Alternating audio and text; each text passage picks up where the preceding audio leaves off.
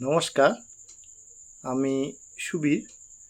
আপনারা দেখছেন সুবীরদার লাইফস্টাইল 555। আজকের বিষয় বাস্তুদোষ কী।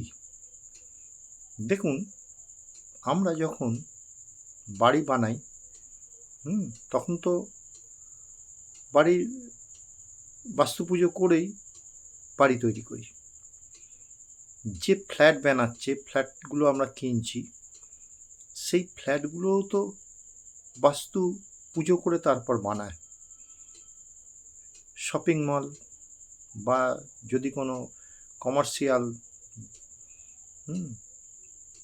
স্ট্রাকচার বানাই, তাহলেও তো সবাই বাস্তু পুজো করে তারপর স্ট্রাকচার বানায়।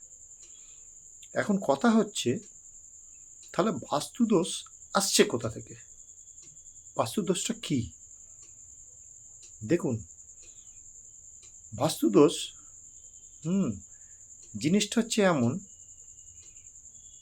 মানে সেইভাবে যদি বিচার করেন, পুরো সম্পূর্ণ বাস্তু মেনে বাড়ি তৈরি করা বা ফ্ল্যাট তৈরি করা, এগুলো কখনোই সম্ভব হয় না।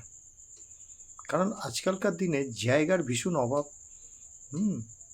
লোক আধুনিক বিজ্ঞান মনস্কা, এবং দেখে যে ভালো রাস্তার ওপর ফ্ল্যাট রয়েছে বা গাড়ি ঢুকছে এমন গলির ভেতর বা ফ্ল্যাট দমাদম কিনে নিল, ঠিক আছে, কাগজপত্র ওকে হলেই হলো, এবং সে যে পেশায় রয়েছে সেখানে যাতায়াতের সুবিধে হয় যাতে, বা বিজনেস ভালো চলে, এরকম জমজমাটি জায়গা সবাই পছন্দ করেন, বা সুন্দর ব্যালকনিযুক্ত ফ্ল্যাট আমরা কিনে নিই।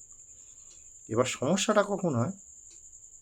বাড়িতে যখন প্রবেশ করছেন, বা ফ্ল্যাটে যখন প্রবেশ করছেন বা দোকানে যখন প্রবেশ করছেন, আপনি তো মানে অফিসে যখন প্রবেশ করছেন, ফ্ল্যাট নিয়েছেন, সেখানে অফিস বানিয়েছেন, ঠিক আছে, রুম নিয়েছেন, সেখানে অফিস বানিয়েছেন, সেখানে যখন ঢুকছেন তখন গৃহপ্রবেশের সময় তো পুজো করাই হচ্ছে, তাই না? অফিস উদ্বোধন করার সময় পুজো করে, সবাই পুজো করেই ঢোকে, এবং প্রত্যেক ধর্মাবলম্বীরাই তাদের নিজেদের মতো করে বানিয়ে তারপর ঢোকে আর কি। তো ফ্ল্যাট বলুন, অফিস বলুন, বাড়িতে বলুন।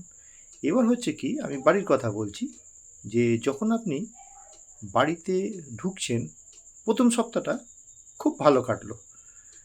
এদিক দিয়ে দেখছেন, ওদিক দিয়ে দেখছেন, বাহ, ফ্ল্যাটটা খুব সুন্দর তো, বা বাড়িটা খুব সুন্দর তো, লোকে বেশ তাকিয়ে তাকিয়ে দেখছে, কেউ একটু দাঁড়িয়ে টুক করে সেলফি তুলে নিয়ে চলে যাচ্ছে। আপনি মনে মনে খুশি হচ্ছেন যে আরে বাস, ঠিক আছে। বন্ধু বান্ধব যারা দূরের, তারা বলছে হেভি জায়গায় ফ্ল্যাট নিয়ে নিয়েছিস তো, বাড়িটা তো দারুণ বানিয়েছিস, ডিজাইন কি, সুন্দর টাইলস এটা হয়েছে, ও বাপরে বাপ, বাথটবটা হেভি হয়েছে, এরকম নানা ধরনের লোকে প্রশংসা করবেই, ঠিক আছে। মানে আপনি যেমন চিনি ঢালবেন সেরকম মিষ্টি হবে, এবং তার দামও তো ভালোই নেবে না, সর্বাধুনিক সুবিধাযুক্ত। তো এইবার সপ্তাহখানেক বাস করার পর কি হচ্ছে, আপনার পরিচিত লোকজন বা ফ্ল্যাটে যারা আছে, টুকটাক কথাবার্তা হচ্ছে, বা বাড়ির আশপাশে প্রতিবেশী যারা আছে টুকটাক কথা আছে। আপনি যখন বাড়িতে দরজা বন্ধ করছেন, দেখছেন বাড়িতে 3-4 জনা রয়েছেই আর কি। ধরুন হাজব্যান্ড ওয়াইফ, তাদের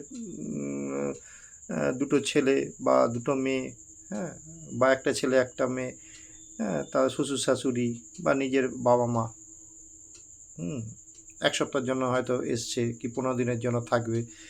তো ফ্ল্যাটে যেই আপনি দরজা বন্ধ করছেন, দেখছেন যে কেমন যেন একটা হতাশা বিরাজ করছে। তারপর তো পরিবারে অসুস্থ হয়ে যাচ্ছে, ও ভুগছে, ঠক্কর মারছে, ও জলে পা হড়কে পড়ে যাচ্ছে, এরম নানা নৈমিত্তিক ঘটনা ঘটছে। এগুলোকে আমরা সাধারণত খুব হালকাভাবে নিই, জল ছিল, পা দিয়েছে, টাইলস স্লিপ কেটে পড়ে গেছে, এতে আবার এত ইয়েতে কী আছে। আমি কিন্তু কথাগুলো বলছি কোনো মানে তন্ত্রমন্ত্রের জয় বা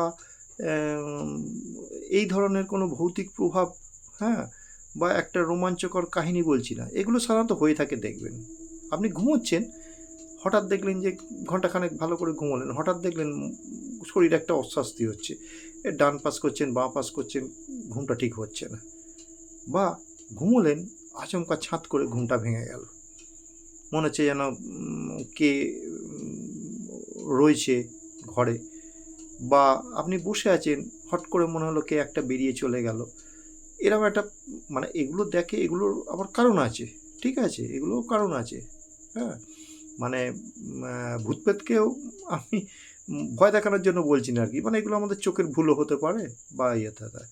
এবার ঘন ঘন অসুস্থ হয়ে যাওয়া, হ্যাঁ, কারুর দেখলেন যে হঠাৎ হার্ট অ্যাটাক হয়ে গেল, কেউ হয়তো বললো স্ট্রোক হয়েছে, হ্যাঁ, কারুর পা ভেঙে গেল, তো এগুলো সাধারণত কি হচ্ছে, এগুলো হচ্ছে মানে উপলক্ষ। এই জিনিসগুলো যখন দেখবেন বেশি প্রভাব বিস্তার করছে, হ্যাঁ, ফ্যামিলিতে অশান্তি লেগে যাচ্ছে, তখন জানবেন কি, যে ঝগড়াঝাটি হয়ে যাচ্ছে নিজেদের মধ্যে সামান্য কারণে, জানবেন যে বাড়িটা বা ফ্ল্যাটটা আপনার শ্যুট হচ্ছে না, ঠিক আছে। তো এই জিনিসগুলো হচ্ছে প্রাথমিক লক্ষণগুলো, কিছুদিন মানে মাসখানেক যাবৎ দেখলে আপনারা বুঝতে পারবেন যে এটাই হচ্ছে মানে মেন গণ্ডগোলের সৃষ্টি আর কি। তা এগুলো কাটানোর কিছু সিস্টেম আছে, আমি ধাপে ধাপে বলবো, ঠিক আছে। আজকে এইটুকুই বললাম যে কেন আমাদের এগুলো মনে হয়, অসুস্থ হয়ে পড়ি, কেউ পড়ে যাচ্ছে, ঠিক শ্যুট করছে না ফ্ল্যাট, হ্যাঁ, তা এই ব্যাপারে এইটুকুই বললাম। আগামী দিনে এরকমই আমি ভিডিও আনবো। আজকের ভিডিওটা হয়ে গেল একটু 7 মিনিটের হয়ে গেল, যাই হোক, আগামী দিনে এর প্রতিকারের উপায় বলবো।